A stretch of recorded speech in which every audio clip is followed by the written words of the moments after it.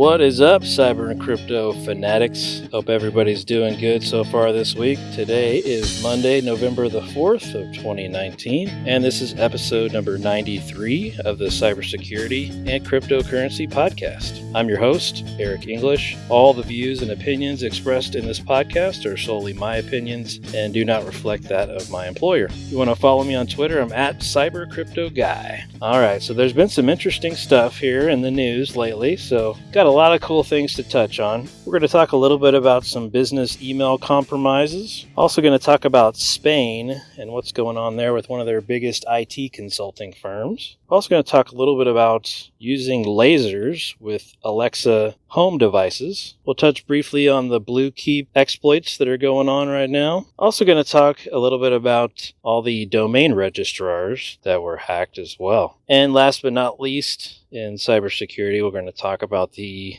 unremovable malware for Android phones. That was an interesting one there as well. Oh, also too, we'll briefly touch on NordVPN. There were some more details that came out about that as well. And for the side topic today, going to talk a little bit about this company called Simulate. They're basically doing what they call an attack simulation. So we'll talk about that just a little bit. And then we'll also kind of touch on, I heard an interesting commercial on the radio of all things today, specifically about the NordVPN hacks. So we'll talk about that as well. On the cryptocurrency side of things, we'll obviously talk about the prices, what's going on there. We're going to talk about a crypto exchange in Zimbabwe, what happened to them. Also going to talk about BitMEX and all the drama happening with them. Also going to touch briefly on Telegram, what's going on there. Also going to talk, this one really struck my nerve here, but talk about this company out there that's trying to get all this stolen crypto back, and they're apparently claiming that they can somehow get all this back. And the company doing that is a company called CoinFirm. So we'll talk about those guys as well a little bit here. All right, so to kick things off here, if you haven't heard of it before, I'm shocked.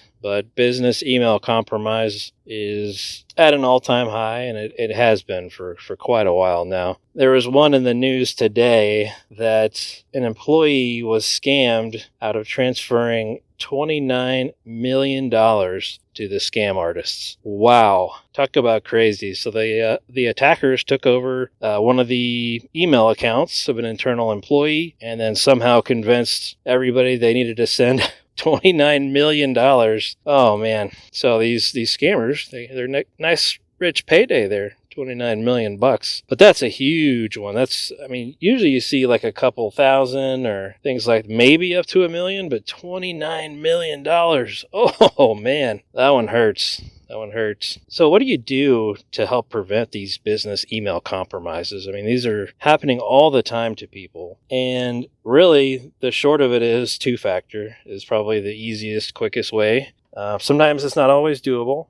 If it's not doable, then something else you can do if you have a SIM of some sort. A lot of times you can get the logs from, whatever system it is that you think is critical. Let's say it's Office 365, for example. You're getting all those logs from Office 365, and you can trigger an alert when someone's Office 365 account is used on a new device or when it's used in a foreign country, all kinds of things like that. So there's some ways to help alert you to a potential business email compromise if you can't go with the two-factor side of things. Obviously, I would much rather prefer two-factor, but I totally get it if that's not doable for everybody as well. So there are some other ways, but you got to have some sort of a SIM and be able to collect those logs to be able to track that down and know what's happening. All right, some other news here about some pretty nasty ransomware. And this is happening over in Spain. And the company is called Everis. It's one of the largest IT consulting companies in Spain. And another company is the nation's largest radio network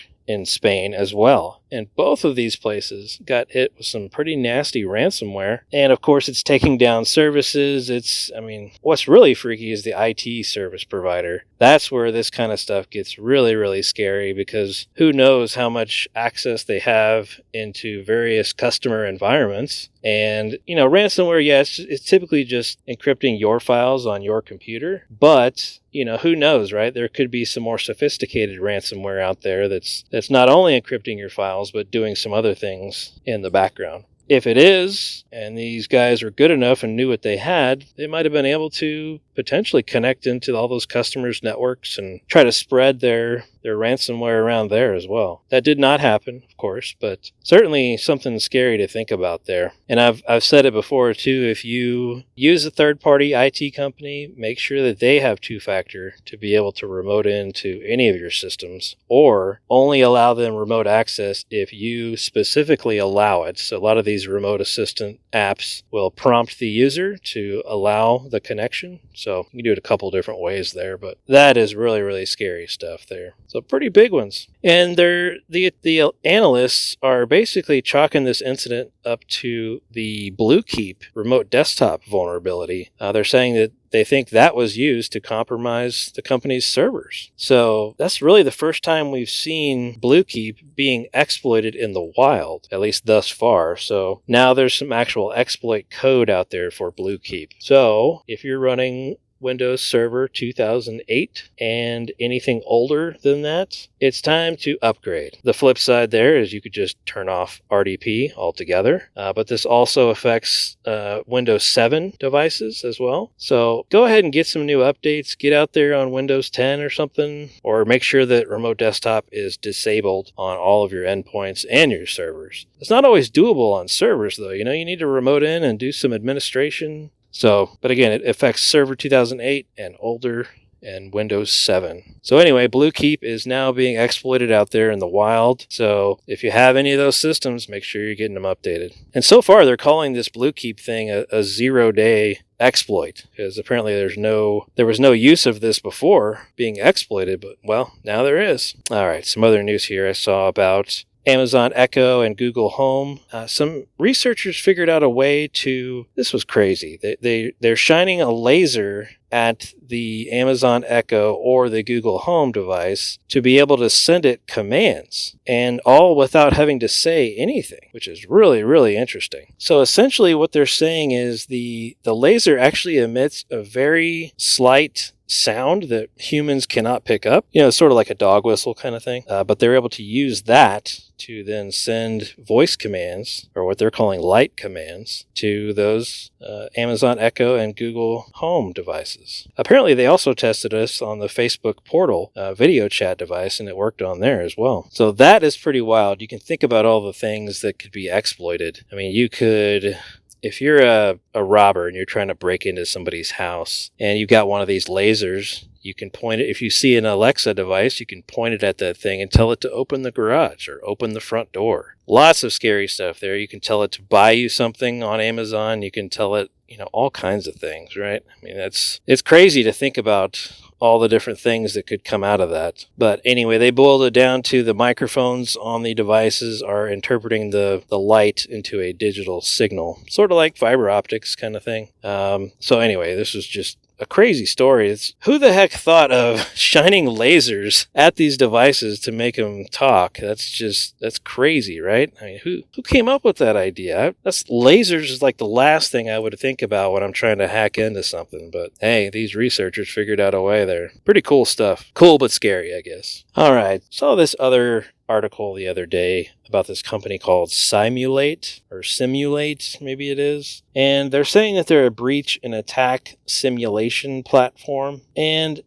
I look at this kind of stuff and it kind of makes me laugh, because what is the difference between this and a pen test? I don't know. I mean, the only, I guess, real difference would be this breach and attack simulator is automated for the most part, it looks like, whereas a pen test would be a person typically doing that pen test. So I guess those are the two big differences. But personally, I would give it to a person to do a pen test. And as part of the pen test, you can walk through doing a breach assessment or an incident response test. It's all kind of the same thing. So there's this new product out there. They're trying to sell people with this called Simulate, and I guess I'm not buying it because it just seems completely pointless. I see no difference between that and a pen test and doing incident response testing with that pen tester. So anyway, thought that was kind of an interesting product that they're trying to push now. SC Magazine had an article on it, and it made me laugh because I'm thinking, man, this is no different than what we're already doing. But they put a new spin on it, and of course they can put a price tag on that and sell it. All right, some other news here about the a NordVPN hack that happened. And what they're saying now is that a huge list of usernames and passwords was exposed, they're saying. But they're saying it was done with credential stuffing attacks, not from the breach that happened previously. So these credential stuffing attacks, it's password spraying, and you spray passwords until you get a few right, and the few that are right, you put them in a little database of some sort, and you continue spraying until you get as many usernames and passwords as you possibly can.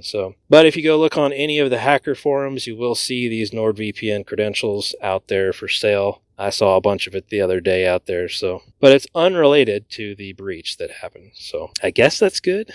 So if you use NordVPN, like I do, go out there and change your password just in case. Make sure it's a unique password that you don't use anywhere else, of course. And make sure you're safe there. All right, probably the biggest news of the last week or so was the data breach that affected 22 million people. And this was regarding Network Solutions and all of their sister companies, if you will. So Web.com, Register.com, and Network Solutions. 22 million accounts were exposed as part of this. The breach happened on October the 16th, and they became aware of it on October 16th. They think it started in late August of this year. So the exposed information includes the name, address, phone number, email address, details about the services that are used by that customer. But they did say that payment card information was not compromised as part of this, so that's good. They store the credit card information in a PCI protected, encrypted environment, so I guess that is good there. But all the personally identifiable information with, name, address, phone number, all that stuff was taken as part of this. So yes, it affected that many people, but I guess, the headline here is a lot bigger than the actual threat, if you will.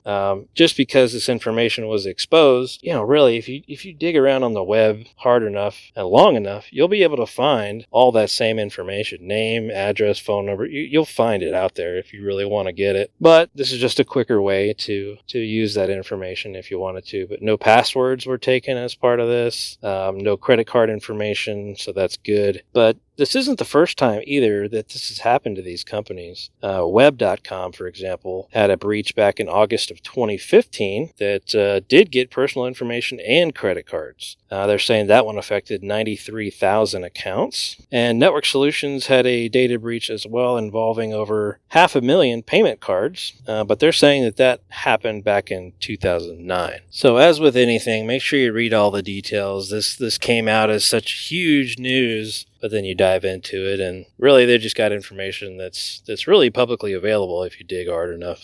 But it was being posted everywhere. People were freaking out about it. All right, the last thing in cybersecurity is what they're calling an unremovable piece of malware for Android, and the malware is called X-Helper. So essentially, this is just persistent malware that even remains on the device when they do a complete wipe of the phone, which I thought was really, really interesting. And so far, they don't know how this malware is staying on the device, especially when there's a complete wipe of the device. But that's pretty nasty there for the Android community. And they're saying basically that this malware uses, essentially they do a whole bunch of web redirects to send you to all kinds of different web pages that I'm sure they're getting some sort of advertising revenue on, or who knows what, They're also apparently pushing a whole bunch of pop-up ads to your phone and all kinds of other nasty stuff. And they're all claiming that it's unremovable so far, even with a factory reset. So that's just crazy. I do wonder, though, if you did a full flash of the firmware, if that would actually make it go away. I don't know, of course, but certainly interesting to see that. That's just a pretty nasty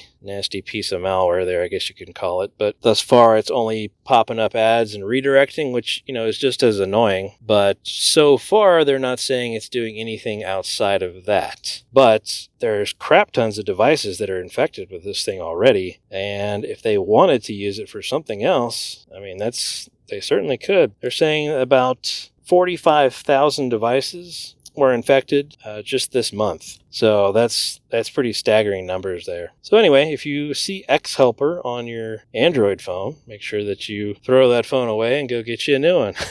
What's crazy is how it remains persistent and how these things can be installed if you don't have root access to the phone. But they are saying that this app essentially was sideloaded somehow outside of the Play Store. So somebody would have had to, I guess, get duped into sideloading something that they thought was legit, and it ends up not being legit, and they installed it. And when you install something from an unknown source in Android, you can actually tell it to allow it this one time. And I'm guessing that's what happened here, and then boom, it infects you. And then it won't go away. So that was a pretty nasty one there. All right, then the last thing for cybersecurity today, I heard an advertisement on another podcast, I think it was, or on the radio, one of the two. And essentially, the advertisement was for Norton, I want to say, VPN. And they were basically dogging on NordVPN, saying that, hey, they got hacked and, use our service instead. We're better than that. I don't think people that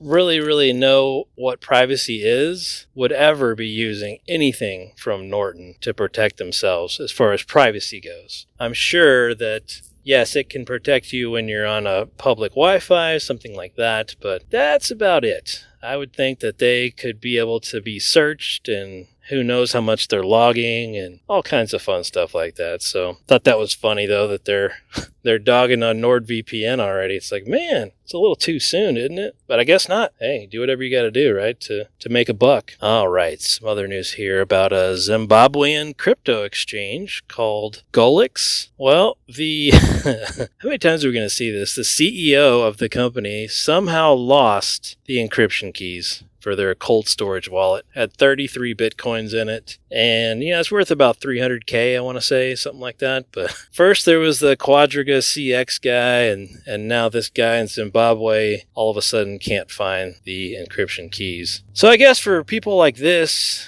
I laugh at custody services, but hey, for people like this, you do need custody services. So if you're like this Zimbabwean CEO, then yes, you need to pay for some custody services to make sure that doesn't happen to you. All right, some other crazy news here about BitMEX. So I talked about BitMEX multiple episodes ago. So this was a big to-do for some reason in the crypto community, but BitMEX exposed all of the email addresses of everybody on their platform. They forgot to put all of that in the BCC field. Whoops. So they exposed everybody's email address. And, at first when you think about that, it's like, big deal, you got my email address. But with the amount of funds that are used in BitMEX, well, now you've got a targeted list of people. And if you can take over one of those email accounts, you could then potentially reset the password to BitMEX for somebody's account there. And who knows, right? Maybe get a whole bunch of money. So if you do use BitMEX, now might be a great time to go use a different email address with them, because the one that you're using is now publicly available. Typically for services like BitMEX, I've just used burner accounts. BitMEX also doesn't let you use their services if you're in the United States either. So you have to get on a VPN anyway to be able to do anything on their platform.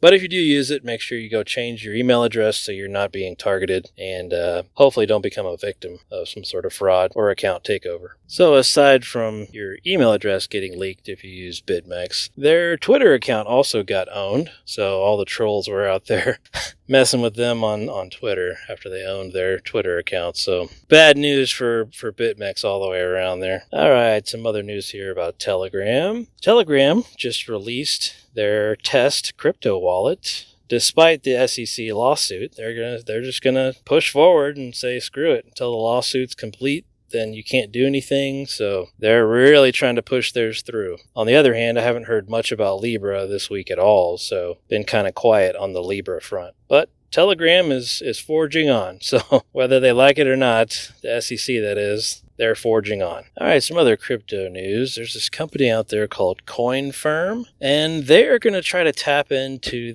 apparently the $10 billion in stolen crypto that's out there in the market. and they're claiming to be able to get your funds back. So that is crazy. Number one, how that's going to happen, I have no idea. But it really makes me think, if they are somehow able to do this with some sort of blockchain analytics for Bitcoin, how does it make you feel about Bitcoin's anonymity? It's gone, right? So CoinFirm did say they're going to try to use products like CipherTrace, which I talked about a couple episodes ago, to be able to somehow track down this money. What's really weird to me is, even if you find the wallet of where those funds are, how the heck are you supposed to get the funds out? How do you tie those funds back to one specific person? How do you know who to go after? Now, CoinFirm did come out and say they were going to use products like CipherTrace to assist them in finding these stolen funds, but even if you do find the wallet where these funds are, how do you get the funds out? How do you tie that wallet back to a specific person? How do you know who to go after? Like, those addresses are supposed to be randomized, and they're not supposed to be tied to anybody. How on earth are you going to figure out who has those funds? And then how on earth are you going to get those funds out? You don't have the private keys. Are you hoping to be able to track down a specific person and then sue them or something?